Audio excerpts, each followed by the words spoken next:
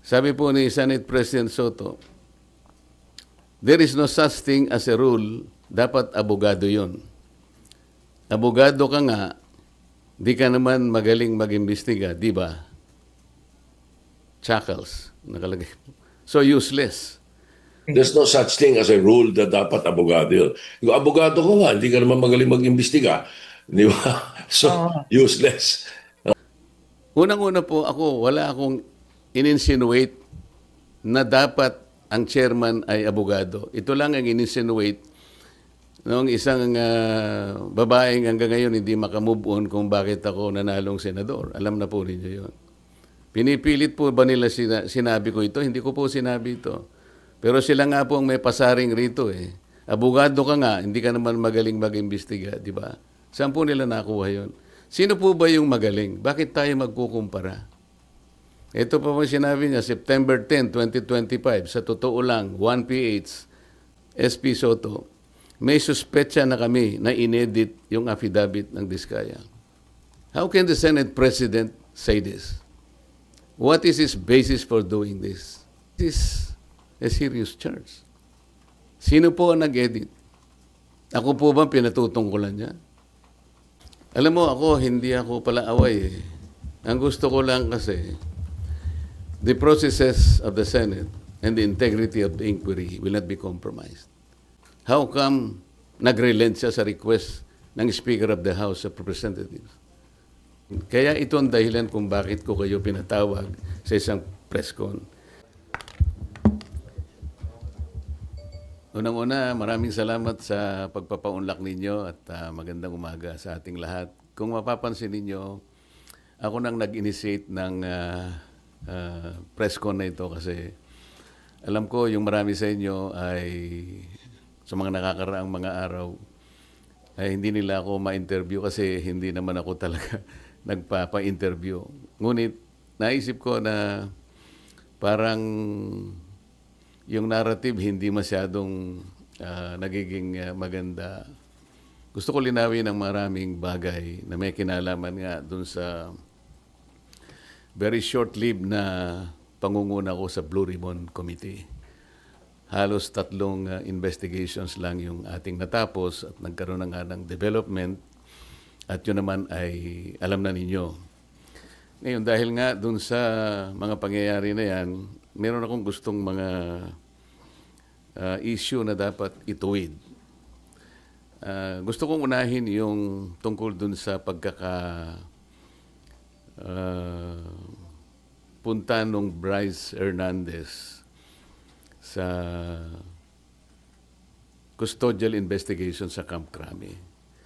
Sapagkat kung alam naman ninyo, yun ay na-cite natin in contempt dahil nga sa tahasang pagsisinungaling niya, harap-harapan, ipinakikita na namin sa kanya mga dokumento, pati nga yung ginagamit niyang mga peking IDs na inisyu ng LTO. Pero ganun pa rin ang pagkakatanggi-tanggi niya. Napilitan kami na i-contempt siya at nailagay nga siya sa custody ng ating Sergeant at Arms. Kalaunan po nung ako po ay mapalitan na bilang chairman ng Blue Ribbon Committee, ay bigla nga pong hiniram yata si Bryce Hernandez ng ating House of Representatives. Ngunit nalaman ko na hindi naman siya ibinalik sa dating legal custody na dito nga sa ating Senado. Ang tinatanong ko po sa ating Senate President,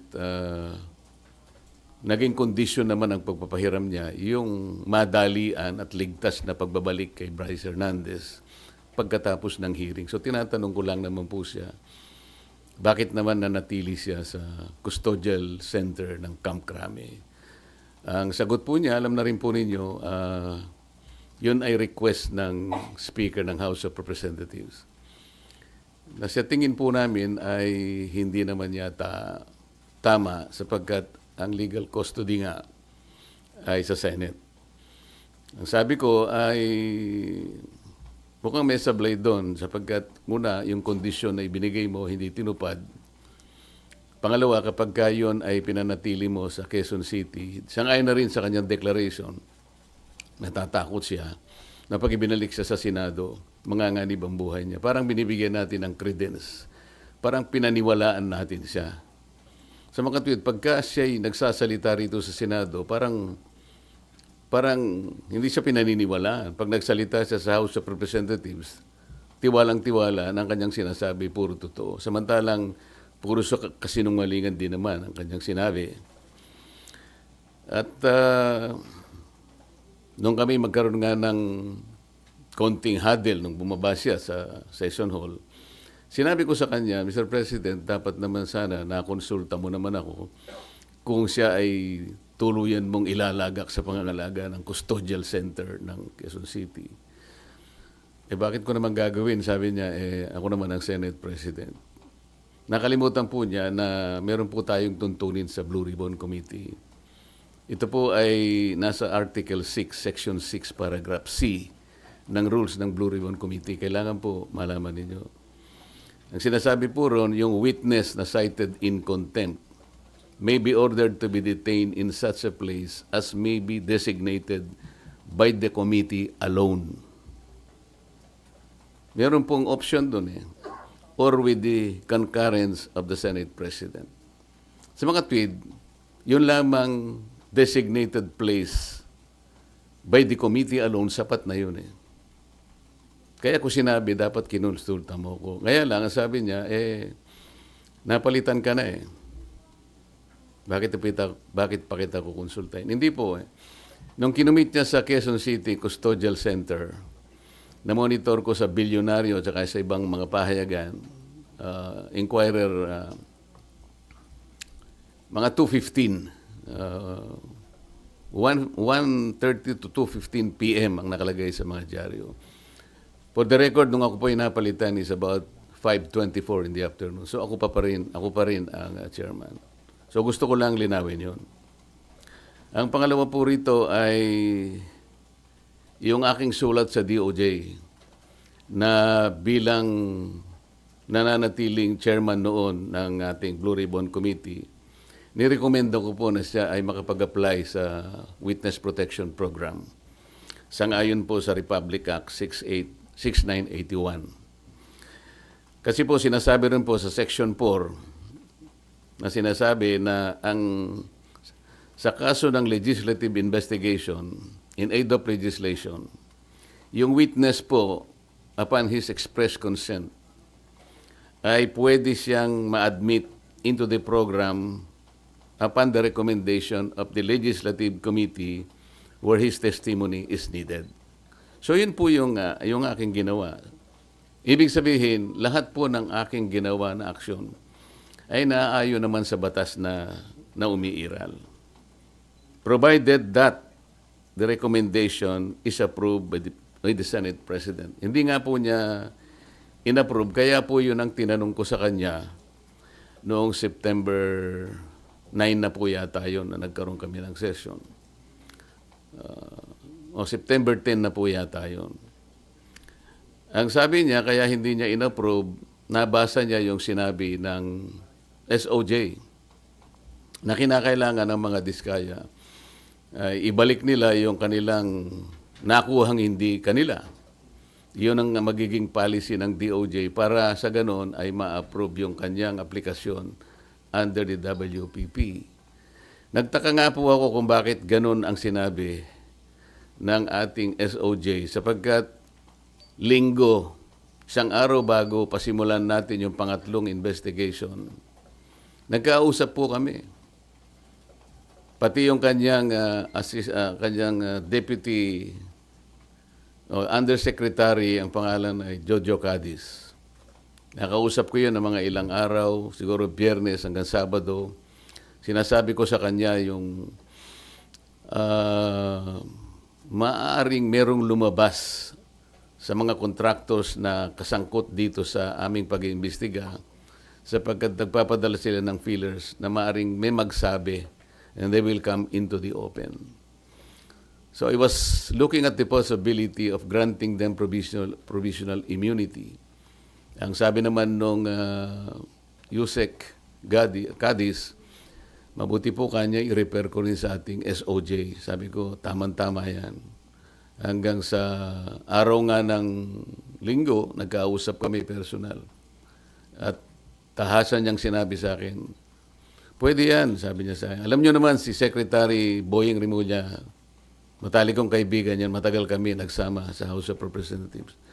So pinanghawakan ko yung kanyang sinabi sa akin. Alam mo naman kanya, ang Senado ay kabatakan natin yan, lalong-lalo na sinusulong natin yung Whistleblowers Act. Sige, kanya, panindigan natin yan. So matibay po yung aking paniwala, malakas ang aking loob, kaya sumulat nga ako at inirekomenda ko nga na siya mapasa ilalim itong mag-asawang Diskaya sa Witness Protection Program. So ako'y nalulungkot kung bakit ginawa yon. Nagpahayag ng gano'n ang ating Secretary of the Department of Justice. At yun naman ang ginawang basihan ng ating Senate President na hindi nga niya pwedeng pirmahan yung aking sulat. Alam po ninyo, sa tamang pagkakataon, I'm going to confront the Secretary of Justice kung bakit niya sinabi yun. Sapagkat malinaw naman po sa batas. Ano po? Kung titingnan po ninyo yung Section 3, isama na po ninyo yung Section 10 ng Republic Act 6981. Maliwanag po doon kung ano-ano ang mga requirements na kakailanganin para mapasa ilalim ng Witness Protection Program ang isang witness na nag-a-apply. Hindi po kasama doon yung restitution na kanyang binabanggit na magbabalik ka pa ng kung ano-ano sa gobyerno. Unang-una po, nasa pag-iimbestiga pa lang po tayo eh. Kanino kukunin at paano i-determine yung halaga na ibabalik ng mga Diskaya kung sakasakali? Wala po sa tuntunin ng batas. Ang ilan po sa mga requirements kung bakit ka magko-qualify sa witness protection. Iyon pong offense na kung saan kakailanganin ng testimony is a grave felony. Ito po kasi ay naharap nila dito kung sakasakali ay plunder. So grave po yun eh. Yung testimony po ay substantially corroborated in its material points. Sinasabi ng mga Diskaya, meron po kami dokumento eh. Dapat sana tuntunin nila. Meron po kami mga ledger. Hindi naman nila inahanap kung nasaan ang mga ledgers. Dapat yun ang tanongin nila sa mga Diskaya. Ang miyembro niya, siya o ang miyembro ng pamilya up to the second civil degree by consanguinity or affinity ay nasa threats, tinatakot. Maaari silang mamatay. Maaari silang puwersahin, takutin. Ito po yung mga requirements lang eh. At hindi siya law enforcement. Sa Section 10 sinasabi rin ang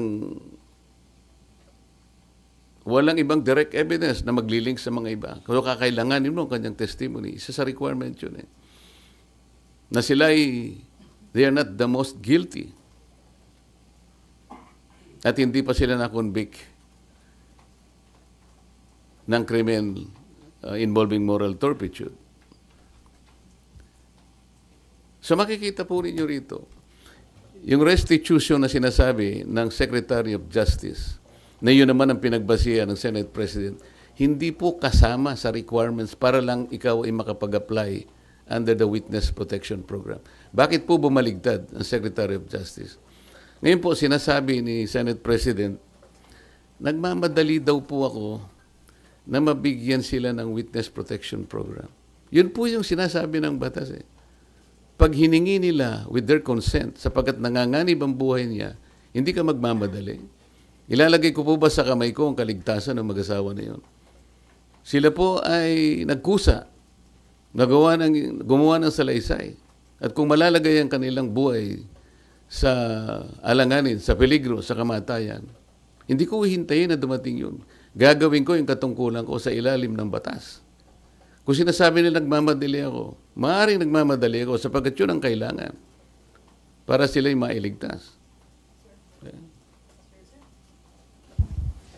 Sir, kaya nyo ba siya ini-apply sa Witness Protection Program? Sa tingin nyo ba, nagsasabi ng totoo yung mag-asawang Diskaya kasi may mga observation na parang selective ang kanya lang pinangalanan yung samantalang year 2016 pa, as early as 2016, nag-DDPWH projects na sila, pero parang wala siyang pinangalanan doon sa Yung tanong mo kung pinaniwalaan ko, sinabi. Kaya that's beside the point. It's not for me to render judgment doon sa kanyang sworn statement. Iyon ang kanyang sworn statement. At sinabi niya roon na nanganganib po yung buhay ko namin dahil sa lumabas po kami na ganito. At bukod doon, bago siya gumawa ng isang sworn statement, minabuti ko para masiguro ko na talagang voluntaryo ang kanyang gagawin. Sabi ko sa emissary niya, pasulatin mo sa akin kahit na handwritten note na talagang voluntaryo niyang gagawin at kung bakit niya gagawin yon.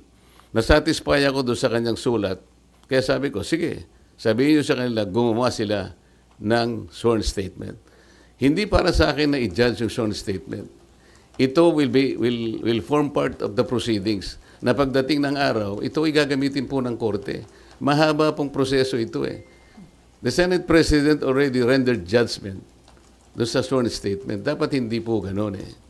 Wala po kaming karapatan husgahan ang sworn statement ng isang taong gustong magpahayag ng kanilang saloobin. May kinalaman sa pag-iimbestiga nito. Pero sir, yung decision nyo na gawin siyang state witness. Hiningi po niya yun. At nasa batas po na kinakailangang ibigay sapagkat nanganganib nga yung buhay niya sang-ayon sa kanilang pahay. Nakikita ko rin po, sa tahanan nila, pinagbababato sila.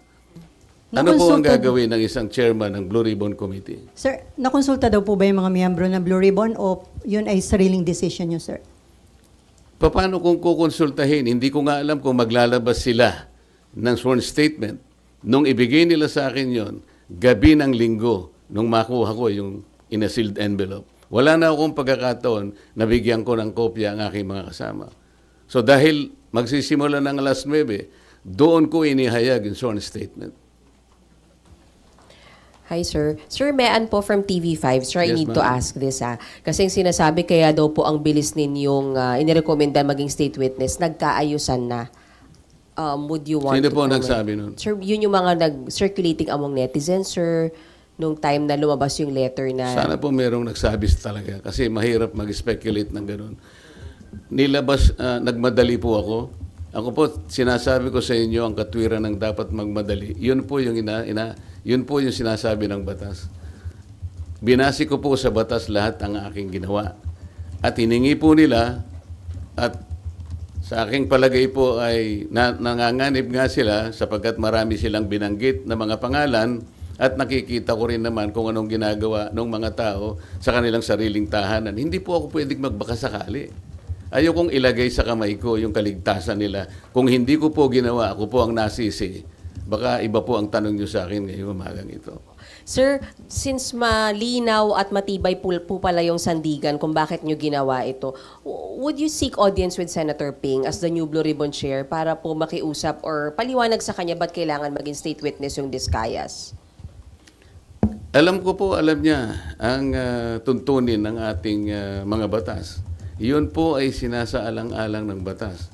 Hindi po ako naniniwala na hindi nila alam. Babasahin lang po nila yung Republic Act 6981. Nandun po yung mga provision. Sino-sino ang pwedeng mag-apply. Ang requirements po, sila po ba ay covered ng mga requirements? Sila po ba ay pasok do sa mga requirements? Alam po nila kung papasok o hindi. Hindi ko na kailangang makipag-usap. Kung kinakailangan, bakit hindi? Ngunit, baka mamaya sinasabi nila, may pinagtatanggol na naman ako. Ang dapat po niyong mapansin ay ganito. Bakit po nila ginadjudge yung sworn statement? Wala pong sino sa amin ang pwedeng mag-judge. Not even the Senate President. Ako nga pwede akong magsabi na baka siya yung may pagkukulang ba't niya ginadjudge. Sapagkat alam ko yung mga Diskaya, kalaban ng pamangkin niya sa politika. Meron akong babanggitin sa inyo na mga ibang pangungusap na ginawa niya na kailangan po nating linawin din. Kaya ito ang dahilan kung bakit ko kayo pinatawag sa isang press con. Ito po mula sa ANC Head Start. Interview ni Ms. Karen Davila about the Blue Ribbon chairman being a lawyer. Sabi po ni Senate President Soto, there is no such thing as a rule, dapat abogado yun. Abogado ka nga, di ka naman magaling mag-imbestiga, di ba? Chuckles, nakalagay po. So useless. Unang-una po wala akong in-insinuate na dapat ang chairman ay abogado. Ito lang ang in-insinuate noong isang babaeng hanggang ngayon hindi makamove on kung bakit ako nanalong senador. Alam na po ninyo yun. Pinipilit po ba nila sinabi ko ito? Hindi ko po sinabi ito. Pero sila nga po ang may pasaring rito eh. Abogado ka nga, hindi ka naman magaling mag-imbestiga, di ba? Saan po nila nakuha yun? Sino po ba yung magaling? Bakit tayo magkukumpara?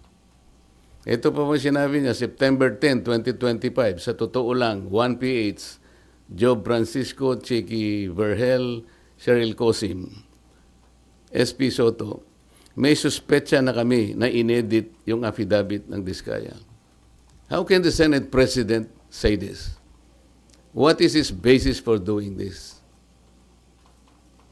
This is a serious charge. Sino po ang nag-edit? Ako po ba pinatutungkulan niya? Sir, isa na lang from my end. Sir, yung doon lang sa Camp Crame, sabi nyo sablay na binalik doon si Bryce, pero ngayon nasa Pasay City Jail, you're okay with that, sir? Alam mo, hindi ako pala away eh. Ang gusto ko lang kasi, the processes of the Senate and the integrity of the inquiry will not be compromised. Ang legal custody nasa Senate. Ang kondisyon na binigay ng Senate President, ibalik sa Senado. How come nag-relent siya sa request ng Speaker of the House of Representatives? Inconsequential yung request. The House of Representatives has nothing to do with the custodial authority of the Senate. Makukompromise tayo. Ngayon, nung sinabi nila na okay na ba sa'yo, nailagay na lang natin sa Pasay City. Para sa akin, okay na rin. The Senate is under the jurisdiction of Pasay City. Para lang ma-preserve natin. A semblance of authority of the Senate cannot be compromised in any manner. Yun lang ang point eh. Ang dami po nilang sinasabi rito eh. Very debut, September 14, 2025, via Twitter. Wala pang hearing ang Blue Ribbon. Ano ba nangyari? Malalaman natin sa Blue Ribbon kay Senator Lacson, meron siyang investigasyong ginagawa tungkol dyan. Ibig ba sabihin, will they investigate the Diskayas kung ba't sila gumawa ng sworn statement? Yun ba yung gagawin? Ito yung sworn statement ng tao. You have no right to question that sa Blue Ribbon Committee. Kung ano yung pinahayag niya, it is for the court to appreciate that. Pagdating ng tamang panahon. Pero para i-judge mo ito, para i-judge mo na inedit ito, o nagkabayaran dito, iba na po yung narrative nila. It is not good for the Senate na ganito po yung gagawin nila. Kami po, hindi ako nakikipagkumpara kung sino yung magaling. Kung sino yung gagawa ng tama, yun po yung tama, yun po yung dapat nating gawin. Kahit kailan, hindi po ako nakipagkompetensya kung pag-uusapan yung pagganap ng tungkulin bilang isang senador. Ang Blue Ribbon, wala na hong obligasyon na i-verify yung veracity ng sworn statement ng isang testigo. Kasi di ba binibet po yun bago para tanggapin or hindi? Kasi pwede magamit ang Blue Ribbon kung nagsisinungaling po yung witness. It is for the court to appreciate that. Kami po, kung ano yung binigay nila, tatanggapin po namin yun. Yun po yung risk nila. Ang usapan dyan, kaya mo ilalabas yan, yan ang totoo. Yan ay yung sarili mong, voluntaryo mong ginawa. Sila lang ang makakapagpasya nun. At pagdating po ng panahon, nakakailanganin lahat ang pag-iimbestiga niyan. Sa tamang panahon, ang korte lang pong magbe-verify yan. Haharap sila sa korte. Ang korte po ang makapagpapatunay. In the final analysis, the court will be able to determine kung tama o hindi yung kanyang sworn statement. Marami pong paraan para yun po ay malaman natin. Pero hindi po ang Blue Ribbon, kasi po ang Blue Ribbon, kung titingnan po niyo yung tamang direksyon niya, in aid of legislation lang po ito eh. Pagdating ng araw, yan pong mga prosecutorial actions na yan, sa korte na po lahat pupunta yan. Kung makukumpleto po yung committee report, lahat po yan papunta na po sa prosecution at finally to the courts of law.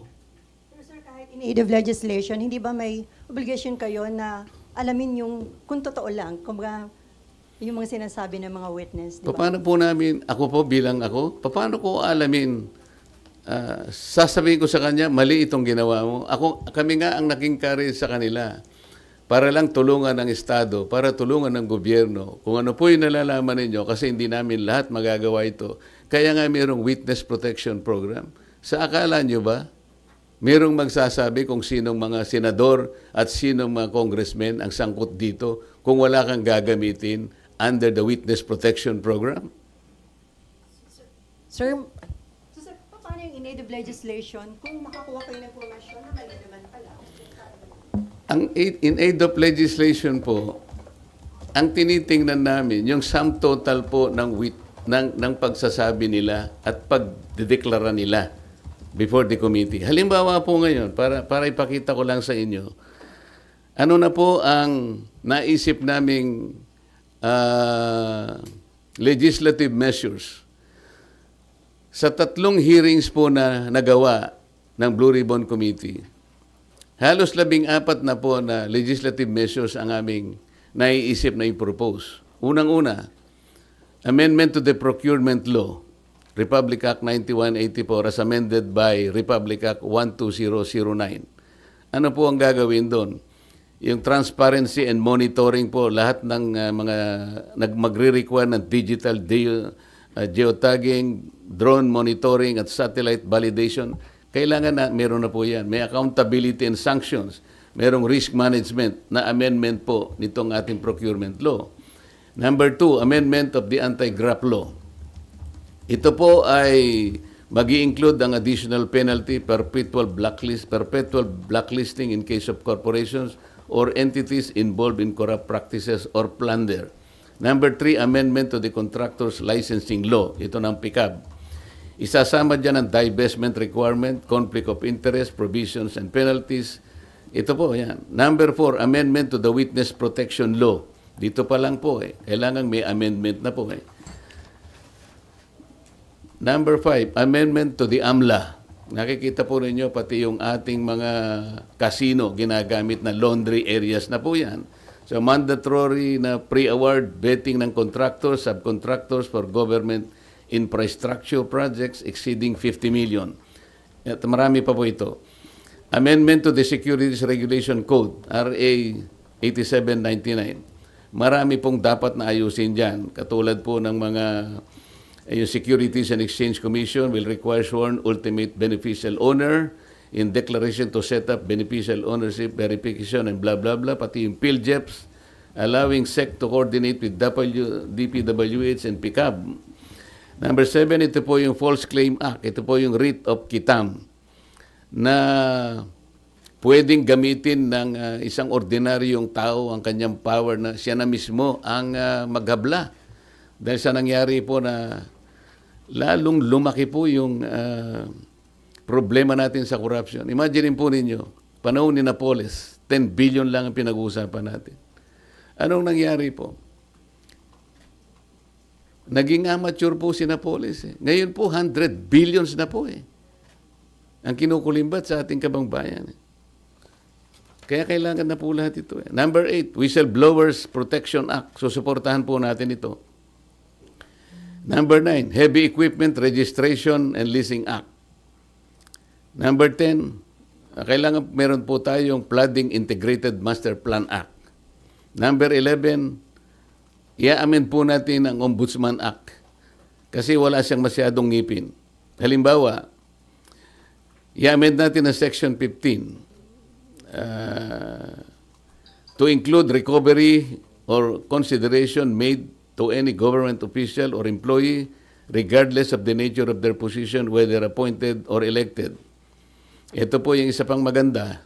Amend Section 21 that despite exception to the disciplinary authority of the Ombudsman, a recommendation for immediate action shall be made by the Ombudsman to the appropriate Ethics Committee in cases involving members of Congress upon establishment of the sufficiency of the complaint. Kasi sa present law ng Ombudsman, hindi po kasali ang members ng Congress.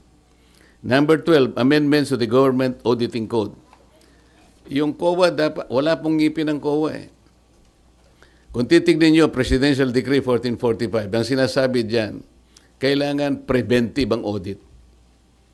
Paano kayo makakapag-prevent po ng pagnanakaw sa mga ating mga projects at sa lahat ng gawain kung post-audit lahat? Na nakulimbat na yung pera. Pagkatapos mag-audit siya, post-audit, sasabihin niya, notice of disallowance. Nakakita na po ba kayo na pagkakataon, o kahit anuman, sa lahat ng notice of disallowance na inisyo ng COA, maliban lang so nag-volunteer na magsoli ng paunti-unti, yung malakihan po na notice of disallowance, meron pa pong napakulong? Meron silang nasingil? Meron po ako na monitor, 100 billion sa SBMA, naging final and executory, umabot ng Korte Suprema. Final and executory. Hindi pa po nakolekta ng COA hanggang ngayon. Walang kang ngipin-ngipin. Ito po yung gusto naming gawin lahat. After 3 investigations, pati Civil Service Commission po, kailangan po nating i-amend na yung sinasabi ng 6713, yung Code of Conduct and Ethical Standards of Public Officials. Halimbawa po yung Section 8. Lagyan natin ng provision that the public has the right to know the assets, liabilities, net worth, and financial and business interests of any public official or employee, including those of their spouses or unmarried children under 18. Ito pa po importante dyan. However, public access of these SALN documents remain limited. Sa ngayon, kaya pinupropose natin that the SALN of members of Congress be made available to the public through the official website of the Senate and the House of Representatives. Para sa ganun, makuha nyo na kagad, hindi susulat ka pa. Kung ayaw niya, hindi mo rin makukuha. Very, very limited ang access po ninyo. Pang-14, i-abolish po natin yung River Basin Control Office. Ito po ay parkingan po ng mga pinopload na mga opisyales na wala namang ginagawa. Isip-isipin po ninyo, 2006 nagawa itong opisinang ito under the DNR. Siya ang dapat mag-integrate ng ating 18 existing river basins in this country. Wala silang nagawa kahit isa. Puro pangwawaldas lang ng sweldo. Nagsusweldo na walang ginagawa. Ito po yung gusto namin gawin. After 3 hearings, 14 na po ang measures na naiisip namin na dapat nating isulong para sa ganun itong mga nangyayaring ito. Kahit papano, ma-address na po nating lahat. Sir, may sinasabi po si Senator Ping na imbes na WPP, why don't we consider legislative immunity daw po muna para pwede pa rin mag-tell all the Discayas and other witnesses pero hindi magagamit to laban sa kanila. Sayang naman yung batas, di ba? Ba't natin ginawa yung batas kung hindi natin? Okay lang yung sinasabi niya, pero ito, batas na ito eh. Wala namang kasiguruhan yung legislative custody. Samantalang ito, batas na umiiral. Ba't hindi natin paganahin?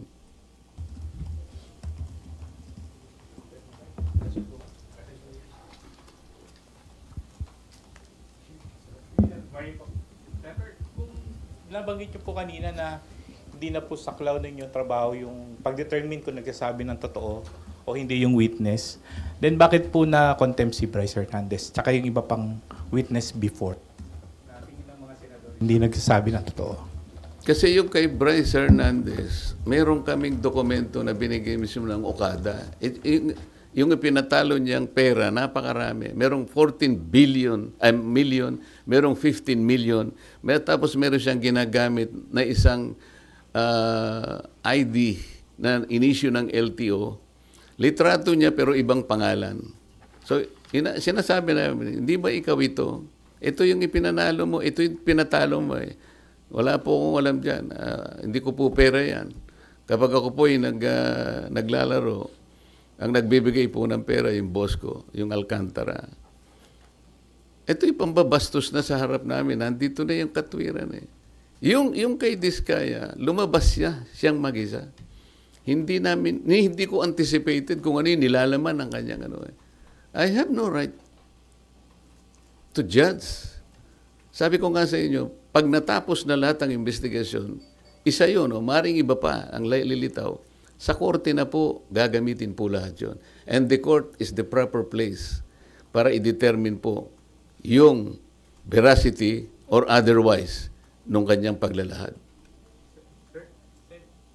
Sen, so what do you make of the allegation of Bryce Hernandez na may mga senador na tumanggap din po ng kickback from the flood control projects? Ang pagkakaiba kasi, ayokong i-judge din yun. Ano? Ang sasabihin ko lang sa inyo, nung lumabas yung mag-asawang Diskaya, it was in response doon sa aking ipinload nung second hearing na, kayo po, tulungan nyo kami. Baka gusto nyo magsabi na ng totoo, ang may papangako namin sa inyo, merong tayong batas na maaaring mag-cover sa inyo.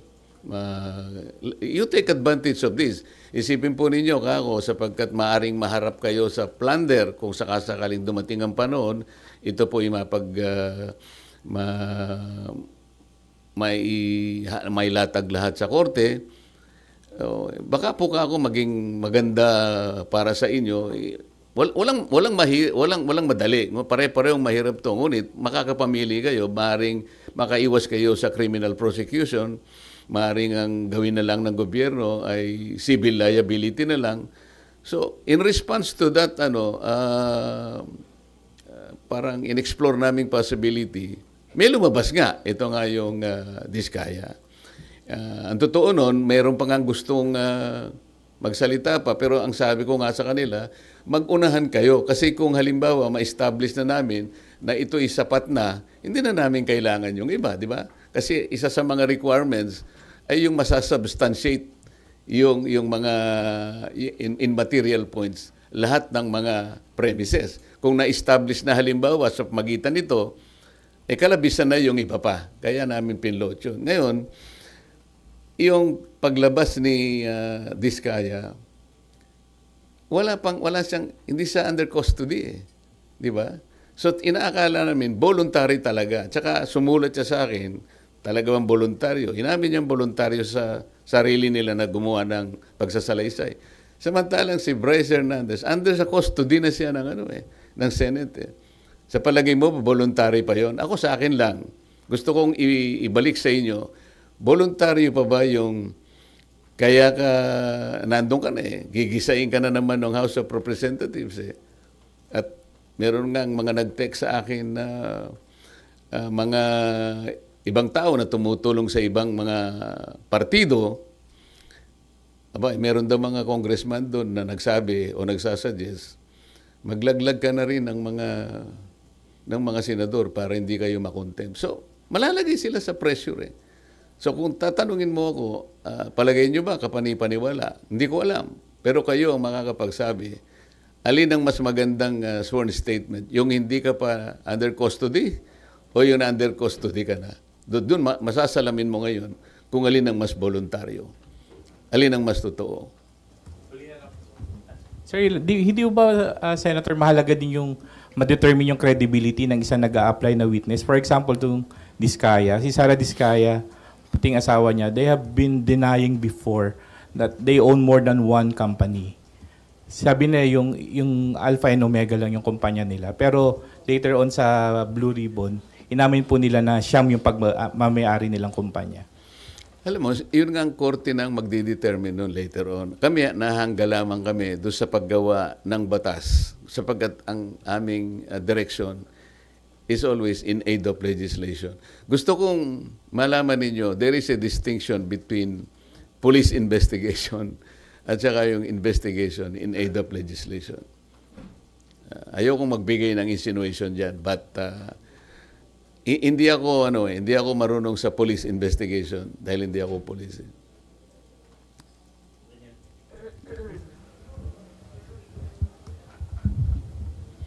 Hi sir, Daniel po from PTV4. Sir, ano po yung any thoughts lang siguro or nilook forward nyo dun sa tinayo po na Independent Commission for Infrastructure? Ateneo, ano yun? Independent Commission po. Yung ICI? Wala naman akong... baka sakaling makatulong naman yon, bakit hindi? Ang gusto ko lang sanang makita ninyo, lalo na kayong mga members ng media, kailangan mag-fit sila dun sa tinatawag na Independent Commission. Sino yung magiging opisyal na hihirangin na magko-compose ng Independent Commission? How independent can they be? Yung probity na hinahanap, wala ba silang kulay politika? Sila ba ay magpapahayag na kahit kailan hindi sila tatakbo sa opisinang pampolitika? Para sa ganon ay yung gagawin nila ay talagang independent of anything. Para paniwalaan. Kasi yun ang importante, kailangang paniwalaan. Pagkatapos, are they competent na makita ito? Gaano katagal? Kasi ang pinag-uusapan natin, kailangan matigil na kagad ito. Kung ang pag-uusapan natin ay yung ilang taon pa atras, baka mamaya makonsume na tayo lahat. Hindi ba dapat merong immediate na gagawin dito? Kaya ngayong sa amin, in aid of legislation, kailangang mailatag kaagad. Yung mga batas na kailangan, ma-address natin kaagad. Lamang, ang problema kapag ka-legislation, medyo matagal nga rin. Pero pagsikapan po natin, nabilisan, mapast-track natin, given the extent and magnitude of the problem ahead of us. Hi, Sen. In relation to his question po, sabi ni Senate Minority Leader Alan Cayetano po, magkakaroon daw po ng meeting ang minority bloc regarding po dyan sa pag-support po sa Independent Commission. At sabi po ni Senator Alan, susuportahan lang daw po yun kung, wait lang, yung mga tinalagang miyembro ay malaya sa impluensya ng politika at malalaking negosyo. Kayo po, Sen, would you support the creation po ng Independent Commission for Infrastructure po? I will support the creation of that commission. Ang sabi ko nga, yung kailangan siyang maging independent talaga. Kagaya ng ipinahayag ni Minority Leader Alan Cayetano, tama lang talaga na makita talagang independent sila para maging malinaw, katanggap-tanggap yung resulta ng kanilang investigation. Otherwise, malalagay na naman tayo dun sa kalagayan na ipagkikibit-balikat lang sapagkat napolitika na naman tayo.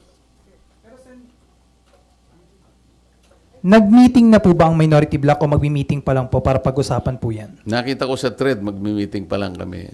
Pupunta ako mamaya. Ano oras, sir?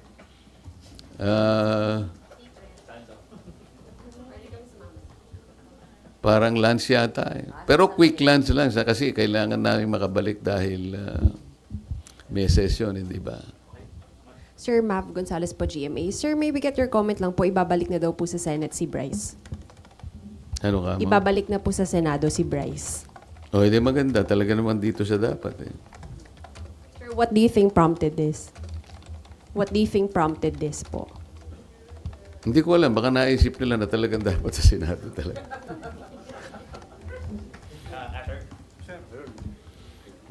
Sir, good morning po.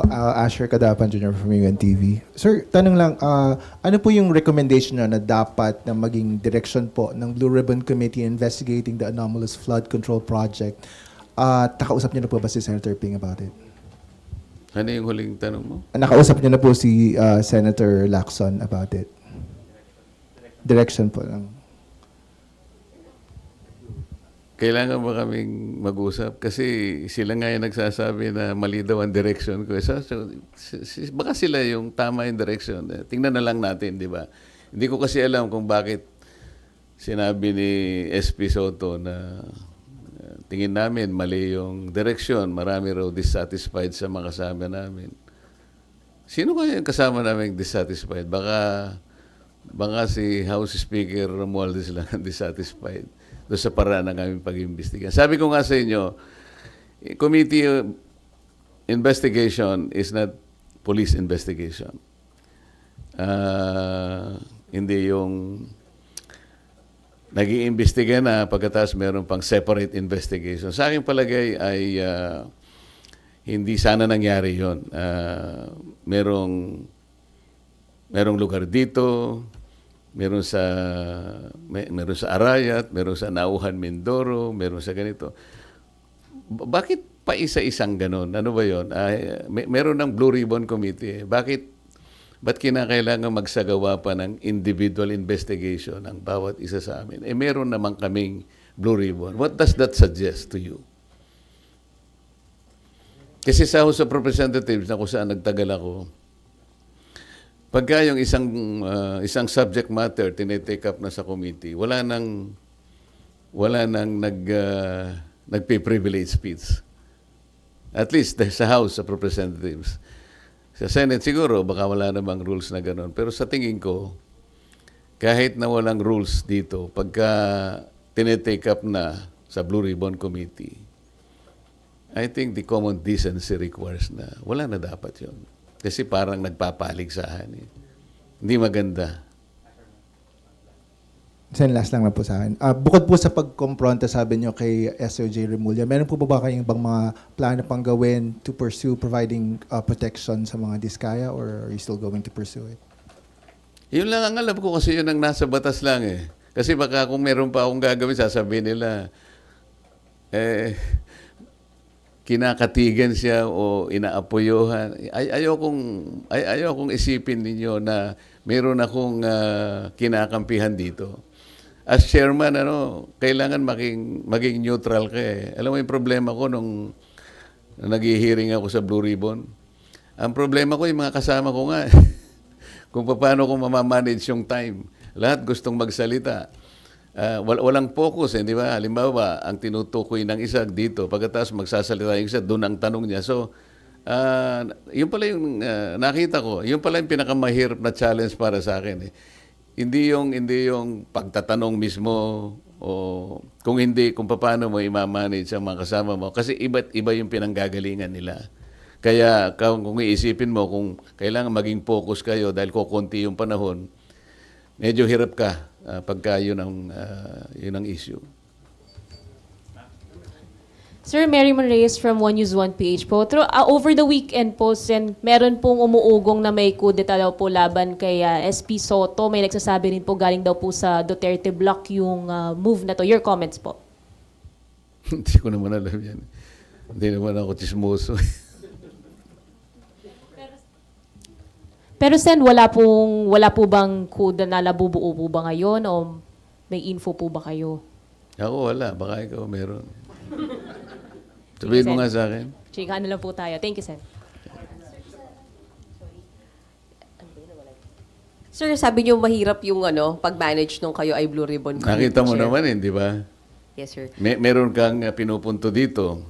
Tapos biglang sasabihin siya, ang pinakamahirap dito, biglang may mag-i-intervene. Mr. Chair, may I intervene? Of course, yung papayagan ako. Yun ang marami. Kaya kung minsan may nagseselos, ikaw kanya, hindi ka naman fair eh. Salita na salita. Paano mong gagawin? Nang intervene ito, papayagan mo pagkatapos. Tapos yan naman, nandun pa siya rito.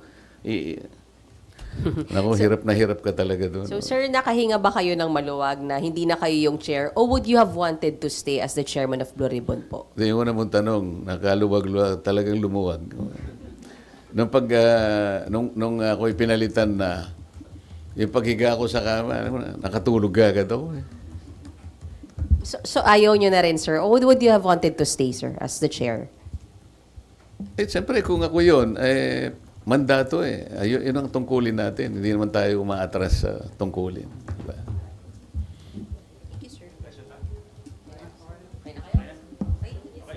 Okay, salamat sa inyong lahat. Hanggang sa susunod na pagkakataon.